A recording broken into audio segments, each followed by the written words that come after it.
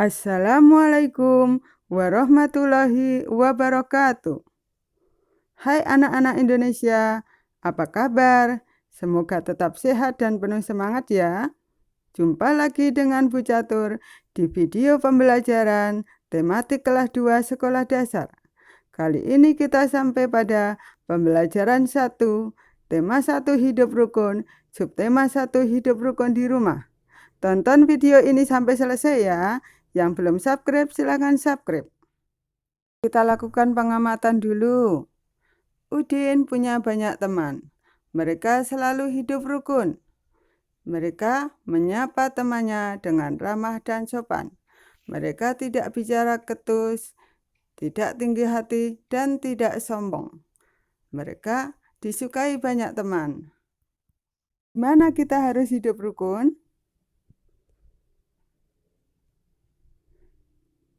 Ini Udin dengan kakaknya di rumah selalu rukun. Mereka membaca buku bersama, tidak berebut. Kak Mutiara mah. Yang ini di sekolah, Udin dengan Edo, dia juga selalu rukun. Mereka berbagi bekal, tidak makan sendirian. Nah, yang sebelah kanan ini, Udin dengan Edo bermain sepeda bersama pulang sekolah. Mereka juga tidak saling bertengkar. Mereka bermain bersama dengan gembira. Apakah kalian juga begitu?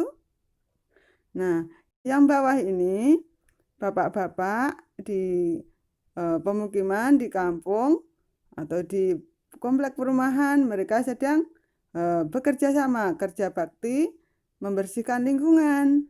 Mereka bisa bekerja sama karena mereka rukun, tidak bertengkar, tidak saling mengganggu, tidak saling mengejek. Nah, gimana kita harus hidup rukun? Nah, ini tadi di rumah, di sekolah, di tempat bermain, di masyarakat dengan tetangga, kita juga harus hidup rukun. Apa itu rukun? Nah, rukun itu kita hidup bersama, bersama teman, bersama tetangga, bersama saudara. Kita hidup bersama dengan damai, tidak bermusuhan. Itu namanya rukun. Lihat ini, Udin dengan kakaknya, dengan ayah ibu, mereka hidup rukun. Di rumah saling berbagi, makan bersama, nonton TV bersama. Mereka juga duduk bercengkerama tanpa saling mengejek. Mereka duduk dengan sopan, bicara dengan sopan pada orang tua. Ayah ibu juga berkata dengan lembut kepada anak-anak, menasihati dan membimbing. Nah, kalian tahu kan bagaimana Udin dan keluarga menjaga kerukunan di rumah? Mereka saling menghormati.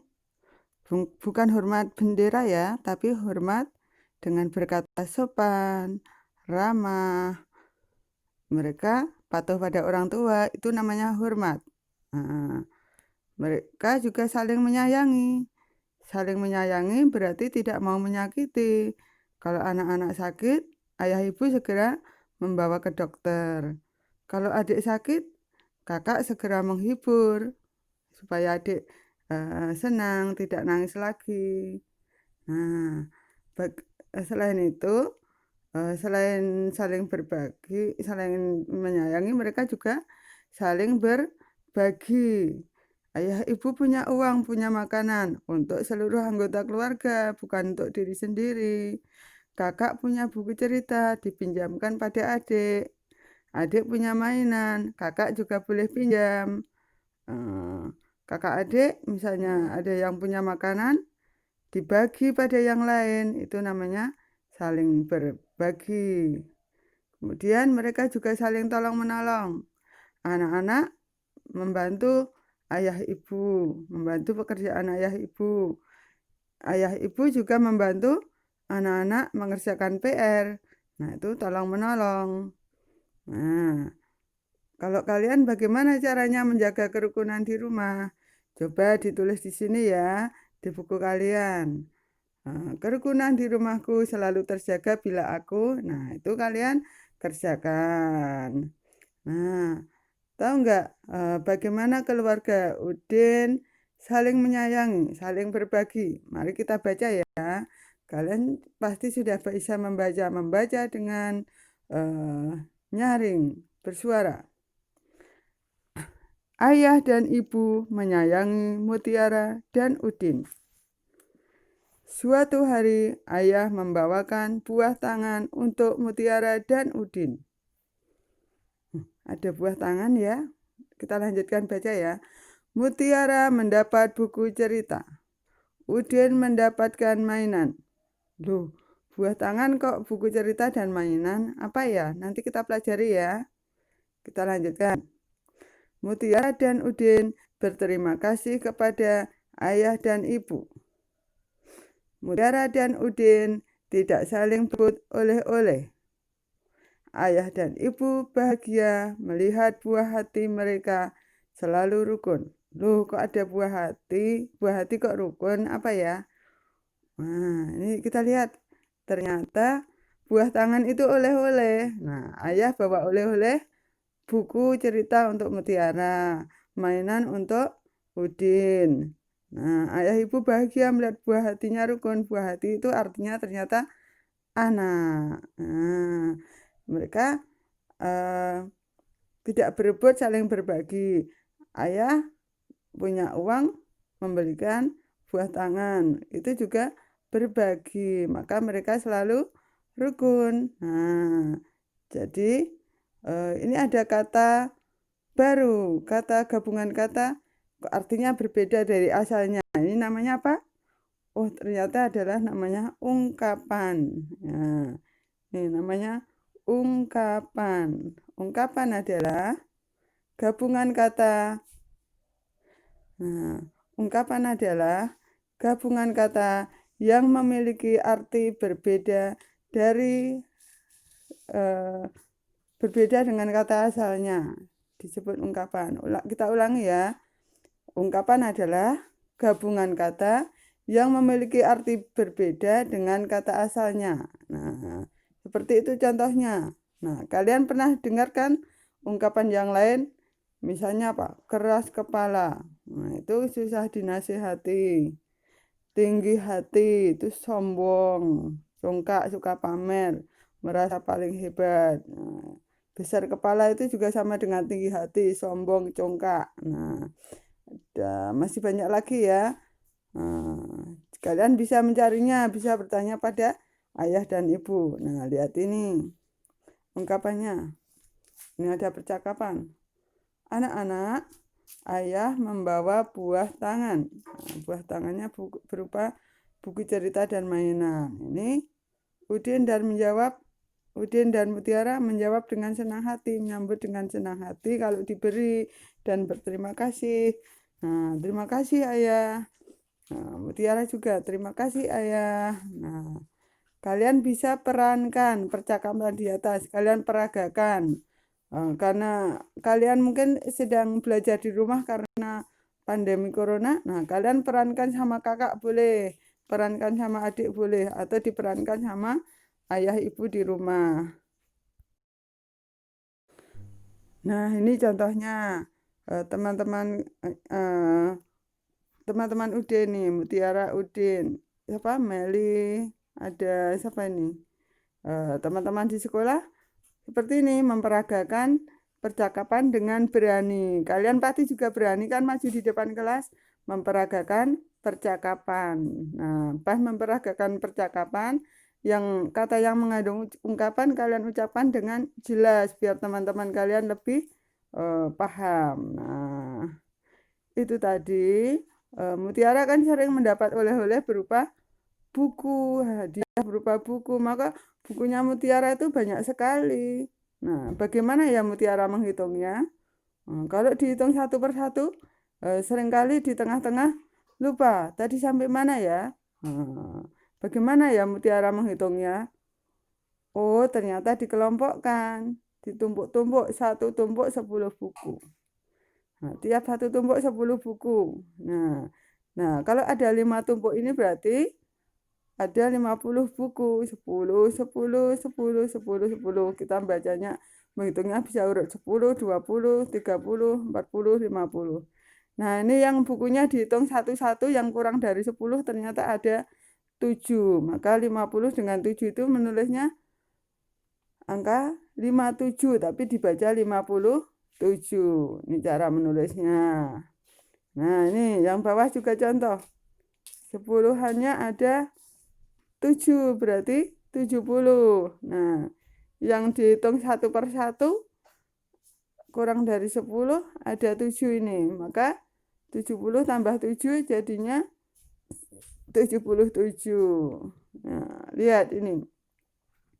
Jika 10 yang tumpukan isi 10-nya ada 10 tumpuk, berarti 100 buku. Nah, ini satu tumpuk 100 buku.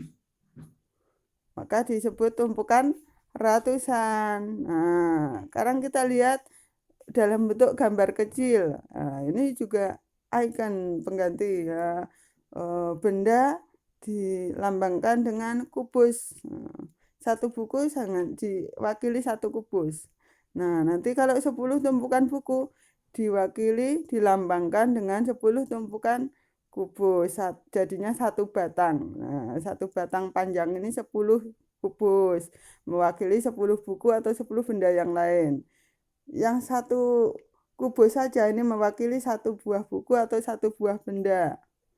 Nah, kalau ada 10 batang, nah ini berarti kalau 10 ada 10 batang masing-masing isi 10 berarti 100, maka disebut kubus ratusan. Nah, digabungkan menjadi papan seperti ini. Nah, sekarang kita lihat. Ini ada kubus ratusan. Satu lembar berarti 100. Yang puluhan ada 3 batang berarti 30. Yang satuan dihitung satu per satu ada 8. Nah, maka yang ratusannya itu ditulis angka 1 saja di tempat ratusan. Yang 30 ini ditulis angka 3 saja di tempat puluhan. Lalu yang satuan ditulis 8 gitu saja. Menjadi 138 tapi dibaca 138. Kenapa? Karena satunya ratusan, 3-nya puluhan, 8-nya satuan. Membacanya 138. Ya, menulisnya 138, dibaca 1. Menulisnya 138, dibaca 138. Nah, nih, kalian pasti sudah bisa mengerjakan tadi ya. Misalnya seperti ini. Ini satu kubus ratusan. Ini batangnya berapa? Kamu tulis, kamu hitung tuh 2, 3, 4, 5, 6, 7. Oh, ada 7 batang, berarti 70-an. Kemudian ada 8, ya 8 satuan. Nah, berarti berapa ya? 100 tambah 70 tambah 8. Seratusannya ditulis satu kubus ratusan. Terus puluhannya 8. Puluhannya 7. Satuannya 8. 178. Nah, bawahnya juga. Kalian pasti bisa ya. Coba kerjakan di buku tulis kalian. Nah, mudah sekali. Nah, ini kita lanjutkan. Kita akan belajar. Mutiara senang membaca buku. Nah, dia punya banyak buku cerita. Kalian punya buku cerita enggak? Nah, buku Mutiara selain buku cerita juga ada buku pengetahuan dan buku nyanyian. Kalian suka menyanyi enggak? Nah, ini salah satu nyanyian yang disukai oleh Mutiara. Anak-anak, ini lagu kesukaan Mutiara. Lagu berjudul Peramah dan Sopan karya Pak Dal. Berbirama 2/4, artinya tiap bagian terdiri dari 2 ketukan. Lagu ini terkait dengan hidup rukun. Supaya rukun, kita tidak boleh congkak, tidak boleh sombong. Kita harus ramah dan sopan. Mari kita nyanyikan. Bukannya congkak, bukannya sombong, yang disayangi handai dan tolan, Hanya anak yang tak pernah bohong, rajin bekerja, beramah dan sopan. Rajin bekerja, beramah dan sopan. Kalian sudah tahu bagian lagu yang panjang dan bagian lagu yang pendek. Kalian beri tanda seperti ini. Yang pendek, bagian yang pendek beri tanda bulatan hitam. Yang panjang beri tanda garis. Misalnya, bukannya congkak. Nah, yang panjang cong sama kak. Cong garis diberi tanda garis. Yang kak juga garis. Nah, yang lainnya diberi tanda apa? Nah, yang lainnya diberi tanda bulatan hitam. Ini contohnya, yang pendek tandai bulat, yang bunyi panjang tandai garis. Lanjutkan ya. Anak-anak, sudah belajar apa kalian hari ini? Yuk kita rangkum materi kita pada pembelajaran ini. Nah, yang pertama PKN. Rukun artinya hidup bersama secara damai, tidak bermusuhan, tidak saling mengganggu. Hidup rukun kita lakukan di rumah, di sekolah, di masyarakat, dan di tempat bermain. Cara menjaga kerukunan. Saling menghormati, yaitu bersikap ramah, sopan, tidak mengejek, tidak sombong. Yang kedua, saling menyayangi, tidak menyakiti. Saling berbagi dan tolong menolong. Yuk kita lakukan. Rangkuman bahasa Indonesia. Ungkapan adalah gabungan kata yang memiliki makna baru yang berbeda dari makna asalnya. Contoh, buah tangan artinya oleh-oleh, buah hati anak, tinggi hati sombong atau congkak, besar kepala sama sombong atau congkak, keras kepala, bandel, susah dinasehati, kepala dingin, sabar, tidak dengan marah, panjang tangan, suka mencuri, anak buah, pengikut, kaki tangan, pengikut, tapi pengikut orang yang tidak baik ya, misalnya kaki tangan orang jahat. Nah. Rangkuman matematika. Membilang berarti menghitung atau menyebut banyak benda. Membilang atau menghitung dapat dilakukan dengan mengelompokkan benda menjadi ratusan, puluhan, dan satuan. Contoh, 2 kelompok ratusan berarti 200. 3 kelompok puluhan berarti 30. 6 satuan benda berarti 6. Jadi misalnya 200 tambah 30 tambah 6 ditulis 2, 3, 6. 2-nya bernilai ratusan, 200. 3-nya bernilai puluhan, 30. 6-nya 6 saja. Lambang bilangan 236 dibaca 236. Rangkuman SPDP. Dalam sebuah lagu ada bunyi yang dinyanyikan panjang dan ada bunyi yang dinyanyikan pendek. Bunyi pendek dapat ditandai dengan bulatan hitam kecil dan bunyi yang panjang ditandai dengan garis di bawah bunyi tersebut. Setelah mendengar nyanyian, kita dapat menandai bagian bunyi yang dinyanyikan pendek atau panjang. Terima kasih telah menonton video ini.